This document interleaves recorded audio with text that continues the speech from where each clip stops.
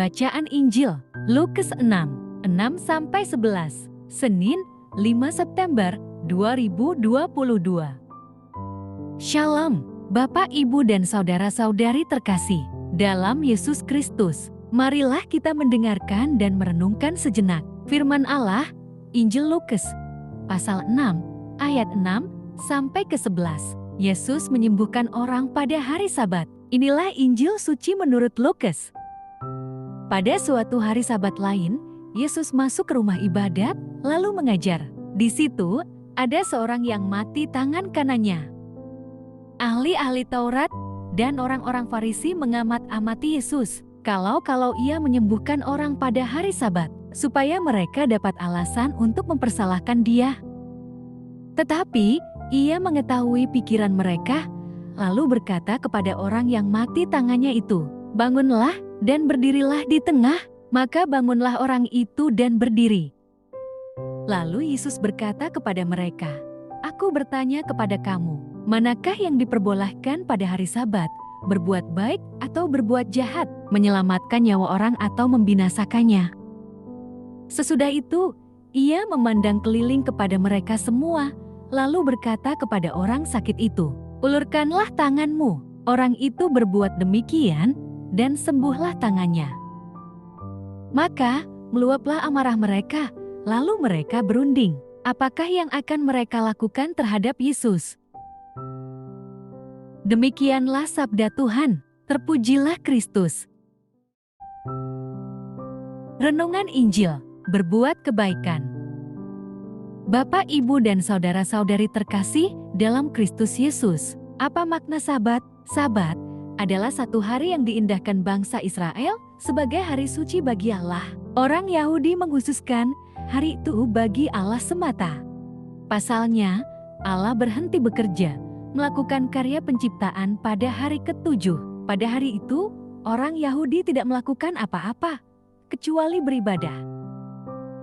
Pada suatu hari Sabat, Yesus masuk ke rumah ibadat dan mengajar di sana. Di situ ada orang yang tangan kanannya lumpuh dan Yesus menyembuhkannya.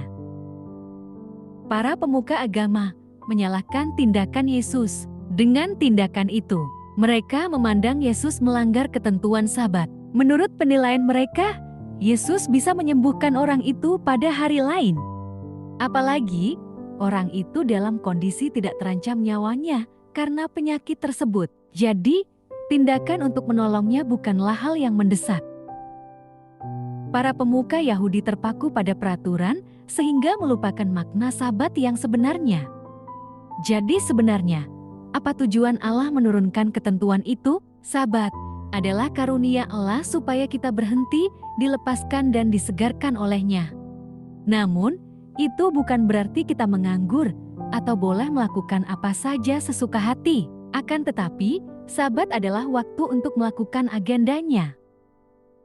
Saat ini, kita merayakan Sabat pada hari Minggu, hari pertama, yaitu hari kebangkitan Yesus. Pada hari Sabat, Yesus membebaskan orang dari sakitnya. Ada dua hal yang perlu kita perhatikan.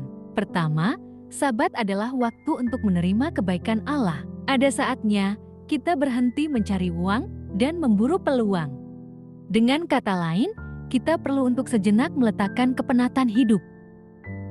Kedua, Sabat adalah momen untuk mengingat kebaikan Tuhan dan melakukan agenda Tuhan, yaitu melakukan kebaikan bagi sesama. Amin. Marilah berdoa. Tuhan, ampunilah kami karena lupa membuka diri untuk menerima kebaikan-Mu. Karena terus bekerja, kami terus mencari uang untuk memenuhi kebutuhan hidup. Akibatnya, kami lupa berbuat baik untuk orang lain. Amin. Dalam nama Bapa dan Putra dan Roh Kudus. Amin. Terima kasih sudah mendengarkan dan merenungkan firman Allah. Jangan lupa subscribe dan jangan lupa juga aktifkan loncengnya. Terima kasih, Tuhan Yesus memberkati.